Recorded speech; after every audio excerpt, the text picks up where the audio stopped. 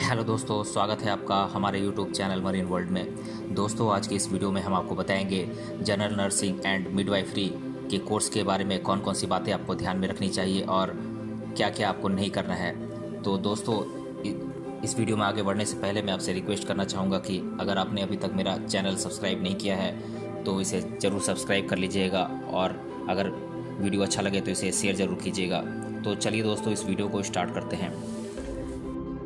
देश दुनिया में जितना चिकित्सा का विकास हो रहा है उतने ही आए दिन हमें नई चुनौतियों का सामना भी करना पड़ रहा है। चिकित्सा क्षेत्र पर एक ओर जहां प्राथमिक स्वास्थ्य सेवा का भार पड़ रहा है, वहीं दूसरी ओर इस क्षेत्र में काम करने हेतु मानव संसाधन की भी अत्यधिक ज़रूरत विगत कई सालों से देखने को मिल रही है। बात करें इस क्षेत्र में नए लोगों को शामिल करने की एवं नौकरी देने की, तो इससे संबंधित शिक्षा पात्रता के लिए आज के दौर में अनेकों नए शिक्षाक्रम मौजूद हैं। जिन लोगों को स्वास्थ्य से संबंधित क्षेत्र में भविष्य का निर्माण करना है, उन सभी के लिए ये वीडियो काफ़ी खास होने वाला है, क्योंकि यहाँ पर हम आपको नर्सिंग से जुड़े अत्यंत महत्वपूर्ण कोर्स जीएनएम की जानकारी देने वाले हैं, जिनका सार्वजनिक एवं निजी अस्पतालों में बहुत ज़्यादा महत्व है। उसकी एकमात्र वजह यह है कि इस कोर्स को करने वाले छात्र चिकित्सा के क्षेत्र में एक अहम किरदार निभाते हैं, जिनकी बदौलत स्वास्थ्य की सेवा मुहैया कराना आसान हो जाता है। यहाँ हम आपको इस कोर्स से जुड़ी सभी तरह की बुनियादी जानकारी देंगे, जिससे आपको कोर्स से जुड़े सभी पहलुओं को जानने का मौका मिल पाएगा। जीएनएम का फुल फॉर्म क्या होता है, ये जानते हैं। जीएनएम का फुल फॉर्म होता है जनरल नर्सिंग एंड मिडवाइफरी, जो कि एक डिप्लोमा स्तर का कोर्स है। चिकित्सा के क्षेत्र में इस कोर्स को पूरा करने वाले लोग मुख्य नर्स के असिस्टेंट के तौर पर या फिर नर्स स्टाफ का हिस्सा बनकर काम करते हैं। भारत में जहाँ चिकित्सा को सभी तरह की स्वास्थ्य संबंधी प्राथमिक सेवाएं छोटे गांवों से लेकर बड़े शहरों तक देने का दायित्व सार्वजनिक चिकित्सा क्षेत्र में होता है, उस स्थिति में इन लोगों को अच्छे खासे रोजगार के विकल्प मौजूद रहते हैं। जीएनएम कोर्स की अवधि, जैसा कि आपको बताया गया है कि ये एक डिप्लोमा स्तर का कोर्स है, जिसकी कुल अवधि 3 साल 6 महीने का होता है, जिसमें आपको लगभग 3.5 साल का वक्त इस शिक्षाक्रम को देना अनिवार्य होता है। आपके अधिकतर बार असफल होने का मतलब इस कोर्स की अवधि में बढ़ोतरी होना होता है। इस प्रकार से 3.5 साल के इस शिक्षाक्रम को पूरा करने हेतु आपको देश भर में अनेक महाविद्यालय के विकल्प मौजूद हो जाते हैं। इस 3.5 साल के शिक्षाक्रम में 3 साल का शिक्षा सत्र रहता है, वहीं बाद में इसके 6 माह का अनिवार्य इंटर्नशिप दिया गया होता है। जीएनएम शिक्षाक्रम का शुल्क क्या है, ये जानते हैं। आपको कुछ प्रमुख चीज़ों को समझना होगा, जिसके अनुसार इस शिक्षाक्रम का शुल्क तय होता है, जिसे हम प्रमुख घटक भी कह सकते हैं। तो सबसे पहली चीज़ है, आप किस प्रकार के महाविद्यालय का चयन करते हैं, क्योंकि निजी महाविद्यालय की तुलना में आपको सार्वजनिक महाविद्यालय में शुल्क बहुत कम हो जाता है। यहाँ पर अन्य प्रमुख चीज़ें ये भी होती हैं कि आप अपने खुद के गांव या शहर से दूर अन्य जगह पर इस कोर्स को पूरा करने हेतु अगर जा रहे हैं तो अतिरिक्त खर्च इस शिक्षा शुल्क के साथ भी जुड़ जाते हैं। इस प्रकार आपको सार्वजनिक महाविद्यालय में इस कोर्स हेतु लगभग 1 लाख तक शुल्क लग सकता है, वहीं निजी विद्यालय में लगभग 2.5 लाख तक के खर्च में आप इस कोर्स को पूरा कर सकते हैं।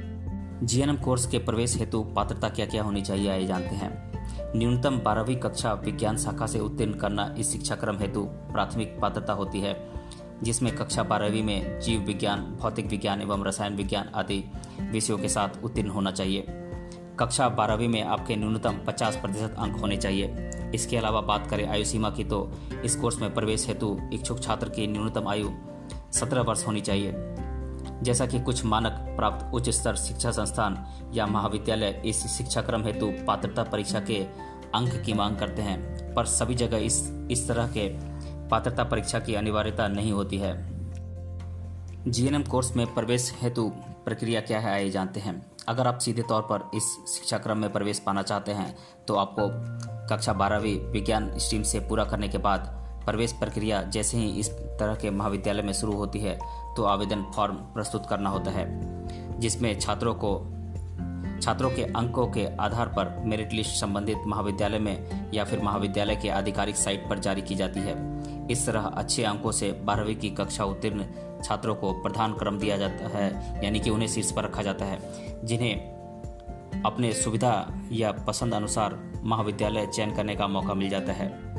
वहीं जिन छात्रों को कम अंक या फिर किसी कारणवश दाखिला नहीं मिल पाता तो उन्हें प्रतीक्षा सूची में रखा जाता है, यानी कि वेट लिस्ट में रखा जाता है, या फिर अन्य महाविद्यालय के विकल्प खोजने पड़ते हैं। जिन छात्रों को कुछ विशिष्ट मानक प्राप्त या उच्च स्तर की शिक्षा देने वाले संस्थान या महाविद्यालय में प्रवेश लेना होता है, तो इस स्थिति में कुछ महाविद्यालय या संस्था पात्रता परीक्षा का प्रावधान रखते हैं। हालांकि कुछ शिक्षा संस्थान में पात्रता परीक्षा अनिवार्य भी होती है।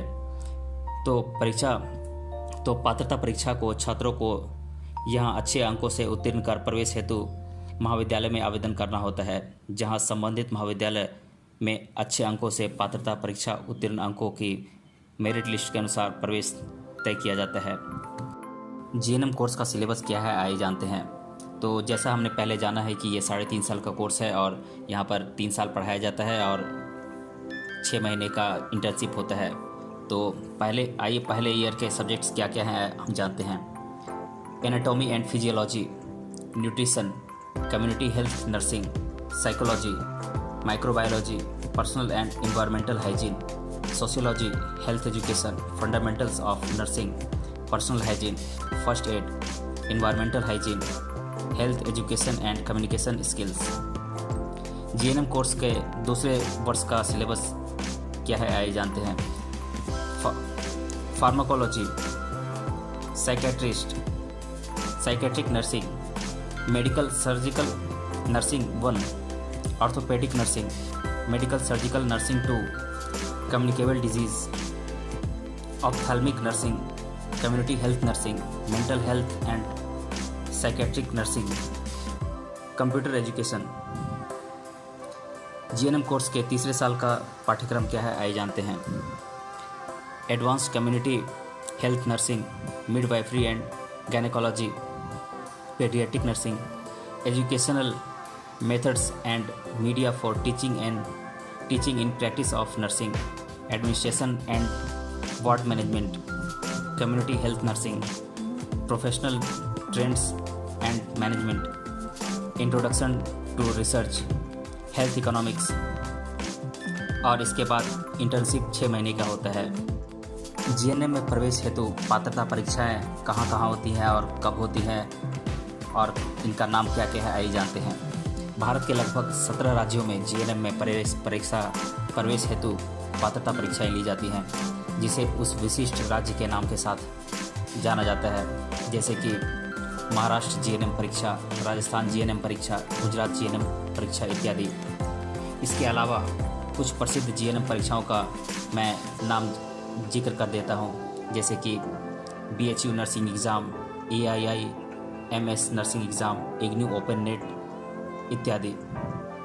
जीएनएम में प्रवेश हेतु कुछ कॉलेजेस का मैं नाम बता रहा हूँ आप लोगों को, जैसे कि government medical college Kozhikode, TD medical college Alappuzha, Gokul global university, saint John medical college Bangalore, government medical college Chandigarh, CMC Ludhiana, CMC Vellore, Bankura Sammilani medical college, Era university, Noida international university, government medical college Nagpur, Rama university, HML group of institutions, IIMT university, Karnataka school of nursing, PC Sawani university, VG school of nursing, Samarpan institute of nursing and paramedical science, Jamia Hamdard university, SRM Kanchipuram Chennai, Assam down town university, YBN university, Singhania university, holy spirit of institute of nursing educational Mumbai, Sophia nursing college, DY Patil college of nursing Pune, Wanless college of nursing, Maharashtra institute of nursing sciences Latur, Samarth nursing college Ratnagiri, Savitribai Phule college of nursing Kolhapur, Godavari college of nursing Jalgaon, KK वा college of nursing Nashik, Shri Shivaji educational society Amravati इत्यादि। GNM course पूरा करने के बाद रोजगार के अवसर और सैलरी क्या है, आइए जानते हैं। इस कोर्स को पूरा करने के बाद आप चिकित्सा के क्षेत्र में विभिन्न पदों पर कार्य कर सकते हैं, जिसके अनुसार आपको सैलरी दी जाती है। ये पद इस प्रकार हैं: home nurse, community health worker, staff nurse, health visitor, ICU nurse, teacher, nursing school, health care nurse इत्यादि।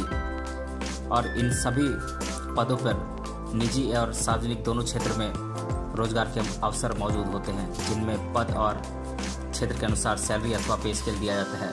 हालांकि इन पदों पर कार्यरत लोगों को लगभग सालाना 2 लाख से लेकर 5 लाख तक की सैलरी दी जाती है, जो कि आगे चलकर इसमें बढ़ोतरी होती है।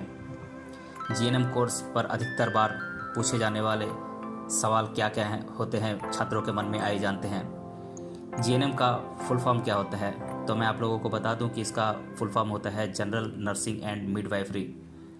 दूसरा प्रश्न है, अगर मुझे जीएनएम शिक्षा क्रम में प्रवेश लेना हो तो क्या पात्रता परीक्षा देना अनिवार्य है? तो मैं आपको बता दूं कि नहीं, सभी जगह पर इस तरह की पात्रता परीक्षा देना अनिवार्य नहीं होता है। सिर्फ कुछ विशिष्ट महाविद्यालयों में इस तरह की पात्रता परीक्षा ली जाती है। तीसरा प्रश्न है, जीएनएम शिक्षाक्रम की अवधि क्या होती है? तो ये होती है 3.5 साल की। जीएनएम कौन से स्तर का शिक्षाक्रम होता है? तो ये होता है डिप्लोमा स्तर का। एएनएम और जीएनएम में क्या अंतर है? ये दोनों ही डिप्लोमा कोर्सेज होते हैं, पर इनके अवधि में बहुत अंतर होता है। एएनएम का अर्थ होता है ऑक्सिलरी नर्सिंग मिडवाइफरी, तो जीएनएम का अर्थ होता है जनरल नर्सिंग एंड मिडवाइफरी। क्या जीएनएम करने के बाद मुझे सार्वजनिक क्षेत्र में रोजगार मिल पाएगा? तो इसका जवाब है हाँ। डिप्लोमा कोर्स जीएनएम पूरा करने के बाद क्या सैलरी दी जाती है? तो ये सैलरी लगभग 2 लाख से लेकर 5 लाख तक की शुरुआती सैलरी होती है। शिक्षाक्रम जीएनएम में प्रवेश हेतु शिक्षा संबंधी पात्रता क्या होती है? कक्षा 12वीं उत्तीर्ण करना अनिवार्य होता है। जीएनएम कोर्स के लिए प्रवेश लेना हो तो न्यूनतम आयु सीमा क्या तय की गई है? तो ये 17 साल है। क्या जीएनएम कोर्स के पश्चात इंटर्नशिप करना अनिवार्य होता है? तो इसका जवाब है हाँ। तो दोस्तों, आज के इस वीडियो में हमने general nursing and midwifery course के बारे में जाना। मिलते हैं अगले वीडियो में किसी अन्य टॉपिक के साथ।